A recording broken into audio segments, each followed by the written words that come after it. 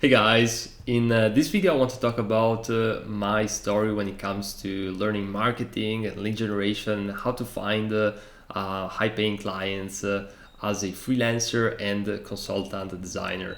Now, before that, I actually just want to make a quick announcement, and that is that my course, my very first course, is now out, and it specifically talks about all the strategies about lead generation and marketing and how essentially you can find clients starting from scratch if you have some design experience and can bring a value to your marketplace and your clients. Now, that parenthesis closed, and now I want to talk about where I actually started.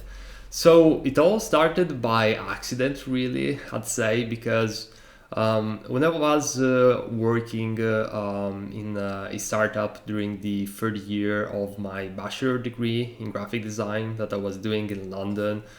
So basically, I was working for this startup with around £1.7 million in funding.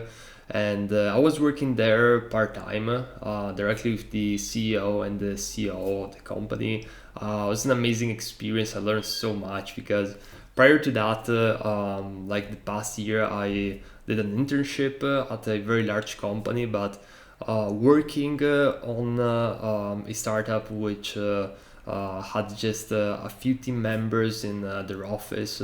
And working directly with the decision makers, that was really invaluable experience and something which I personally recommend to all designers if they're in their first years of the career, because you really learn a lot about how to make practical decisions which get results fast. And but apart from that, it's just the whole dynamics which you're going to be integrated. You're going to learn a lot about um, companies in general, and how the whole thing works from from a small level. When you're working in a big company, the dynamics are different, and chances are you're going to be isolated from the bigger picture. So both have pro and cons, and I mean, long term, you ideally want to work with a big company. If you're looking to become like a full time employee, I would personally go with working with a big company, most likely simply because they have more stability, and there might be more structures in place. But again, depends on a lot of variables, but that's not what I want to specifically talk about today. What I want to really focus today is how I got started, and how I got in this position where working with clients from all around the world, being very well paid, and having a lot of flexibility when it comes to both time, location independence, and also I can decide to which clients to work with.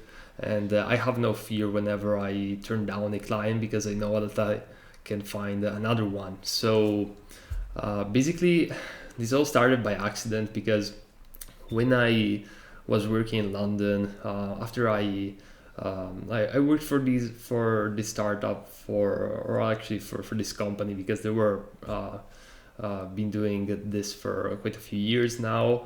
I've been working with them for around a year during my third year of that BA degree. And when I graduated, I actually went back to Italy, and just for holidays, taking a break from school, and I just graduated, so I wanted to take some time off because I've been working really hard that year. And when I was here in Italy, I actually decided to ask the CEO of that company if I could actually stay in Italy and work remotely. And the answer was positive. And I thought that this maybe would last for a short amount of time, maybe a couple of weeks or months. But I ended up working with them for around an extra year and a half or so remotely. So yeah, I was basically working here in Italy, And the issue which I had mainly is that I had no idea how to make this situation happen again. Meaning how to find other clients like this. I literally thought that this was a one-off opportunity which would never reoccur again.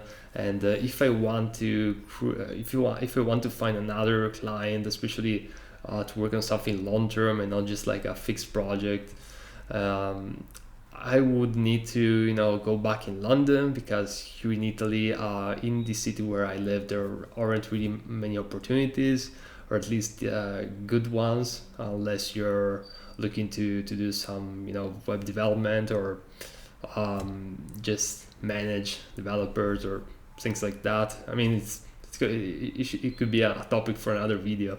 But that being said, I didn't have an idea on how to find other clients. I never run across my mind that there was this opportunity of finding other clients and to create this long-term win-win situation purely remotely. I literally thought that all the jobs which were remotely positive for you to work remotely were jobs full time on Dribble and on just a few selection of other job boards, and that they would be like super competitive. Maybe like the top designers in the world would only apply to those jobs because they're remote and they're like well paid and I thought I had like this massive scarcity in my mind, which looking back, it makes no sense whatsoever. It was just like a limiting beliefs based out of lack of knowledge. And now I actually realize that the opportunities are so abundant that if you're working as a UI UX designer or web designer, the opportunities are endless. So yeah, that was an interesting period of time, and I always was wondering like how to replicate this, because I don't want to work full time in London for the rest of my life or in another big city, because I really enjoy the city where I'm living with, about my friends, family, great. Cost of living and quality of living, like the balance between the two, I think is like amazing. So I really wanted to figure out a way how to stay here in Trieste in Italy, and I so the first thing which I did was just start to populate my online presence with a lot of portfolio items. I will create my personal website. I focus a lot of attention in the early days on my Dribble page, on my Behance page, and I just thought that publishing a great portfolio pieces and Dribble shots would eventually lead me to more clients. And funny thing is, I tried quite a lot, and it actually ended up being that way. But the problem was that I would receive some inquiries once in a while, and by once in a while, I'm saying maybe like one every couple months. And I mean, as I started developing my portfolio, my Dribble more, I actually started to receive more and more inquiries exponentially. But when I first started out, like it was taking quite a bit of time, and I didn't have predictability of the results. That really bothered me, because I mean, I not having a business which where I can predict how much money I'm gonna make or how much clients I'm going to take. It's kind of scary. I mean, you don't really want to be in that position where your business happens by chance, and maybe you're gonna get a client next month, maybe not. Maybe you're going to be 3 months dry. Like, all those variables didn't really appeal me. So I definitely wanted to. I knew that I wanted to have a business where I could thrive, I could make more money each and every year. So I realized that my design skills were pretty good. That time I have quite a bit of experience. I worked really hard in the past years to really learn about design and the software, the theory. I took on freelance projects of all kinds, and I had the experience. I just didn't know how to market myself and find clients. So one thing which I did, and that really changed my life in a significant way, was to invest in coaching and also in courses. But I think that the best the best ROI which I got was from the coaching which I had with some 6 and 7 figure business owners, and basically I asked them how they find clients and if they were willing to teach to me their techniques. And they were landing clients, like high ticket clients for their marketing firms. So it had like nothing to do with me and my services, because I'm mainly working on design on design projects and design services. But I thought that the same principles would apply also to my field. I just needed to understand like the overview picture.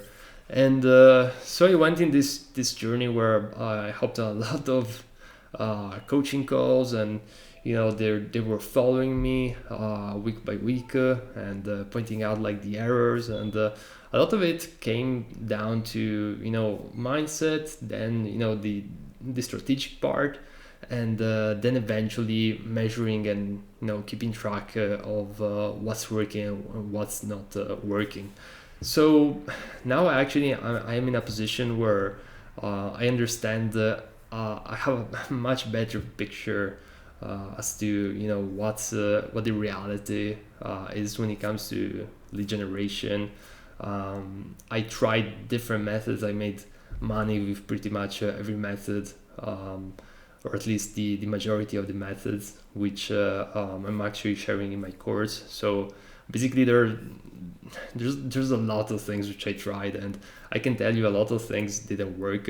But the ones which did work, I basically like compressed them and put them in one structure, and that is like the course. But the main point here is not really pitching the course. The main point here is actually understanding how, first of all, the mindset which you have dictates your action, because it's not like a rah talk like mindset, be positive, abundance and all that. Like there's a lot of stuff that doesn't really work. But by mindset, I'm mainly referring to the fact that you have to acknowledge some data, and because if you don't do that, and you don't understand the variables, the correct variables, you're not going to take action, because you might think, oh well, this doesn't work because of popular belief, and then you're not going to take action and maybe miss on $10,000 or $100,000 along the line,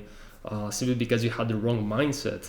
And but you have to understand all of these things. You have to understand all of these minute differences in order to really get to the results which you want. But we don't want to keep it like super vague and stuff.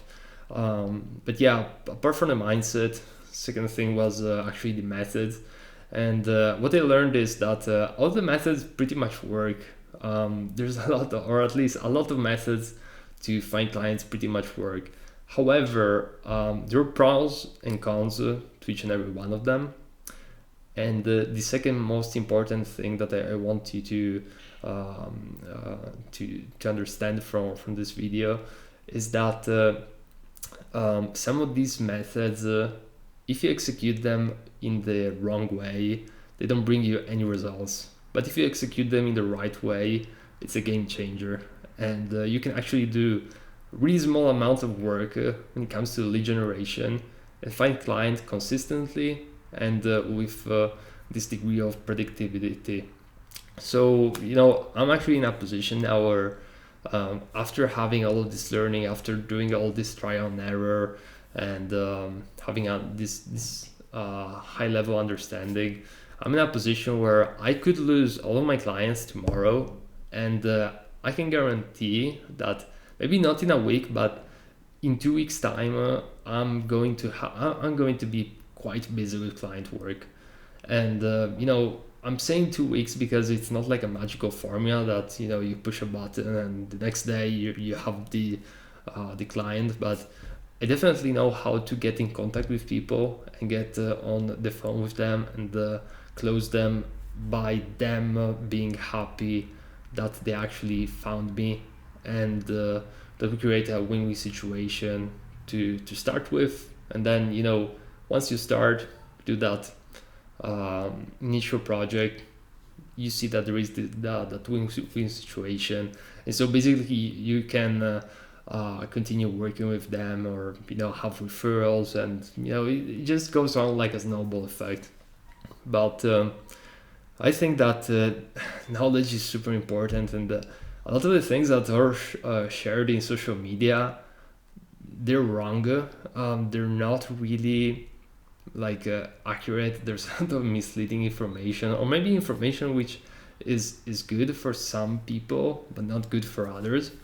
And I'm I'm mainly talking about to people who are looking to create a lifestyle, like a remote lifestyle, and an independent lifestyle, meaning that you have quite a bit of flexibility, and then you can decide if you want to maybe have just find that one client which is going to give you a full-time compensation, or maybe two part-time clients, or maybe one part-time client, and then just do fixed projects on the side. The important part is understanding the overview, the and figure out a way to actually create predictable cash flow, because that's super important as a freelancer, and as a design consultant.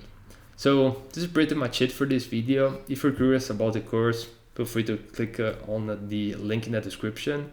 And if you like this video, leave a like. Feel free to leave a comment as well. Or and if you're interested in more of these videos on UI UX design, and even the business part of being a freelancer and consultant, I have an entire channel with over 300 videos on this topic, so feel free to check it out. And yeah, this is it for this video. I'll see you in the next one.